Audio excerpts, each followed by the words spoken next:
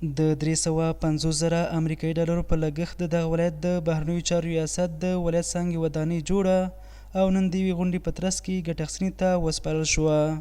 د بهرنیو چارو ریاست ولایتي څانګې سیمهیز مسؤلین وایي دغه ودانۍ په 3 پوړونو کې د انجنیري له نورمونو او معیارونو سره سم په اساسي ډول رغول شوې ده.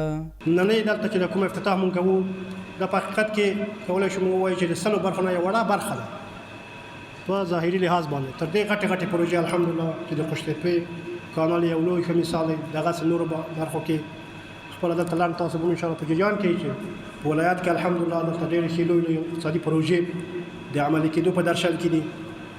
په نورو ولایتونو کې دا ټول د مجاهدینو اخلاص دی او په بل تعبیر باید ووایم چې زموږ تاسو ټول ملت مجاهد دی، که ځوان دی، که زوړ دی، که عالم دی، که تجار دی، که محصل دی، که طالب دی، که نر دی، که ښځې دي، د ټول مجاهدین دي.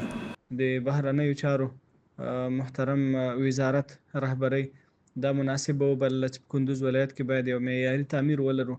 نو الحمدلله د بهرنیو چارو محترم وزیر صاحب په لاس باندې په کندوز ولایت کې د دې تعمیر ډبره کېښودل سوه.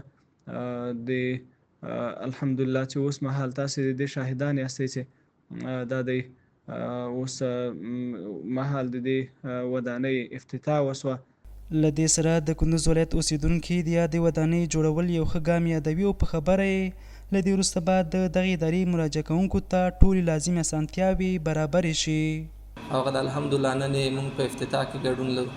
الله دې ټولو هغو مسؤلینو ته چې د یوې ادارې او د یوې برخې مسؤلیت په غاړه لري توفیق ورکړي تر څو لکه څنګه چې د خپل کور د امران او آبادۍ لپاره کوشش کوي د خپل ادارې او د خپل ریاست د چارو د ادارې او د هغې د امران او آبادۍ لپاره هم داسې هڅې ترسره کوي. د کندوز ولایت د بهرنیو چارو ریاست دغه 3 پوړیزه ودانۍ داسې مهال ګټه اخیستنې ته سپارل کېږي چې اوس مهال د دغه ولایت د ترانسپورټ او هوایي چلند ریاست د ودانۍ رغولو چارې هم روانې دي چې په نږدې راتلونکي کې به ګټه اخیستنې ته وسپارل شي.